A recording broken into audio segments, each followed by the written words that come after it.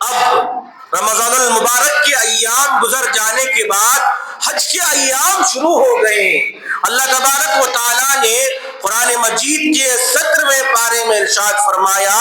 حضرت ابراہیم علیہ السلام سے کہا اعلان کرو وَأَذِّن فِي النَّاسِ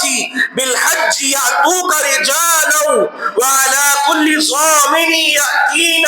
مِنْ كُلِّ فَجٍّ عَمِيقٍ لِيَشْهَدُوا مَنَافِعَ لَهُمْ۔ ابراہیم علیہ السلام جب کعبۃ اللہ تعمیر کر دیے، اللہ نے کہا اے ابراہیم حج کا اعلان کرو۔ حضرت ابراہیم علیہ السلام وَأَذِّن اعلان کیے لوگوں کی۔ اللہ نے کہا اے ابراہیم اس بیت اللہ کی جانب، اس گھر کی جانب لوگ دور دراز سے چل کر آئیں گے، اونٹنیاں دور دراز سے چل کر آنے کی وجہ سے دبلی پتلی ہو جائیں گی، اس گھر کا طواف کریں گے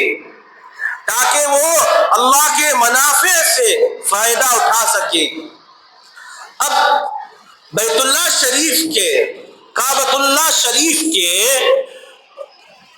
پہلے فرشتے بنائے یا حضرت آدم علیہ السلام بنائے، اس میں اختلاف ہو گیا ہے کہ اللہ تبارک و تعالیٰ نے حضرت آدم علیہ السلام کو بھیجنے سے پہلے ہی وہاں کعبہ رکھا تھا یا فرشتوں نے کعبہ بنایا، اس میں اختلاف ہو گیا۔ بعض حضرات نے لکھا ہے کہ بیت اللہ شریف جہاں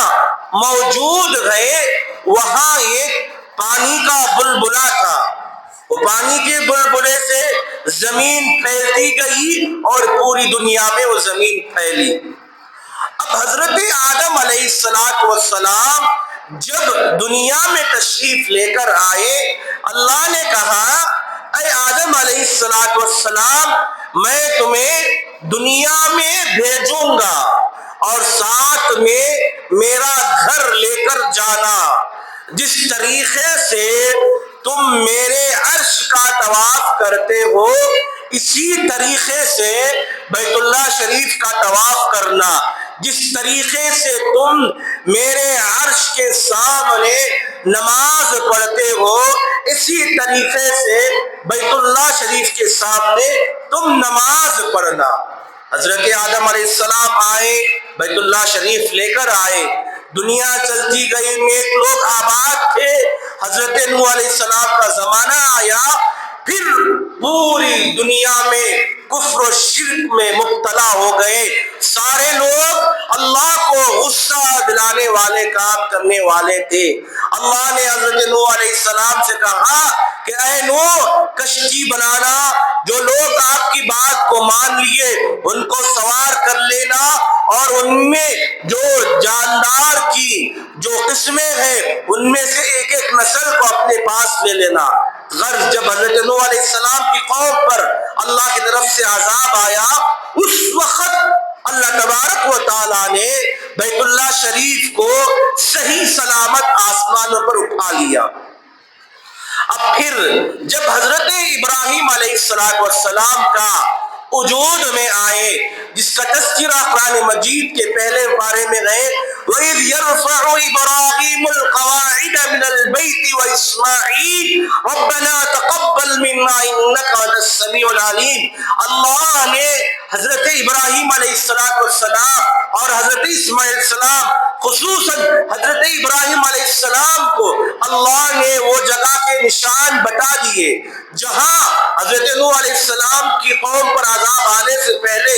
کعبہ تھا، اس جگہ کو بتا دیا۔ نوح علیہ السلام کی قوم پر جب عذاب آیا تو دیگر انبیاء اسی جگہ کا طواف کرتے تھے،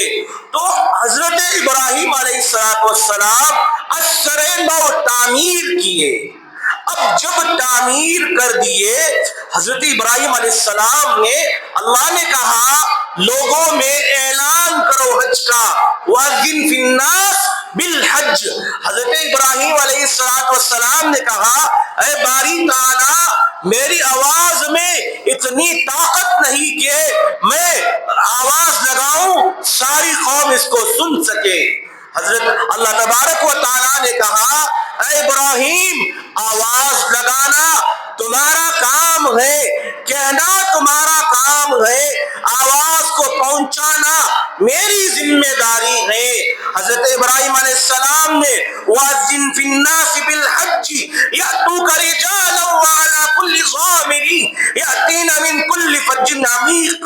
جب اعلان کیا حضرت ابراہیم علیہ السلام کی اس آواز کو پوری دنیا کے لوگ سنے جو آباد تھے، یہاں تک کہ وہ بندے، یہاں تک کہ وہ حضرات ابھی تک جو دنیا میں نہیں آئے، عالم ارواح میں تھے، جب حضرت ابراہیم علیہ السلام نے حج کا اعلان کیا، ان کے جواب میں لوگوں نے، ان بچوں نے عالم ارواح میں کہا لبیک اللہم لبیک لا شریک لک لبیک ان الحمد والنعمت لک والملک لا شریک لک۔ حدیث میں آتا ہے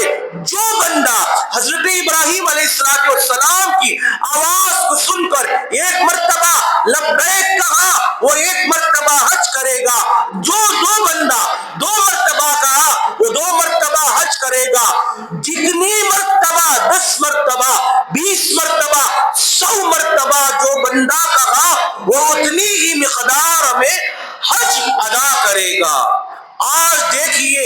حضرت ابراہیم علیہ السلام کی ایک آواز پر دنیا کے کونے کونے سے، دنیا کے چپے چپے سے، ہم نے دنیا کو نہیں دیکھا، ہم نے وہاں کے لوگوں کو نہیں دیکھا، لیکن جب حج کا مہینہ آتا ہے، ٹی ویوں میں آتا ہے، نیوزوں میں آتا ہے کہ بہت سارے لوگوں نے حج ادا کیا۔ در حقیقت یہ حضرت ابراہیم علیہ السلام نے حج کا جو اعلان کیا، اس پر لبیک کہتے ہوئے یہ حج کو کر رہے ہیں۔ انشاءاللہ اگلی جمعہ میں آپ کے سامنے حج کے ارکان کیا ہے، کون سے اعمال ایسے ہیں حاجی کرنے سے اللہ خوش ہوتا ہے، کون سے اعمال ایسے ہیں احرام باندھنے کے بعد نہیں کرنا، اگر احرام باندھنے کے بعد وہ ناخن کاٹ لیا، بال کاٹ لیا، کسی پرندے کو مار دیا یا بدن سے خون نکل گیا تو اس کے اوپر کیا دم واجب ہوتا ہے۔ انشاءاللہ اگلی جمعہ میں آپ کے سامنے تفصیل کے ساتھ بات رکھوں گا، اور آپ حضرات سے مؤدبانہ گزارش ہے کہ جہاں کہیں حجاج اکرام کا جوڑ ہوتا ہے وہاں پہنچنے کی کوشش کرے، انشاءاللہ وہ حاجی تو جا رہے ہیں، اس کی برکت سے اللہ ہمیں بھی حج کو قبول کر لے گا۔ اور دوسرا اعلان یہ ہے کہ آپ شوال کے 6 روزے رکھے۔ حضرت ابو ایوب انصاری رضی اللہ عنہ سے روایت ہے کہ جس نے شوال کے 6 روزے رکھے گویا اس نے سال بھر کے روزے رکھے۔ حضور صلی اللہ علیہ وسلم نے ارشاد فرمایا شوال کے 6 روزے رکھنا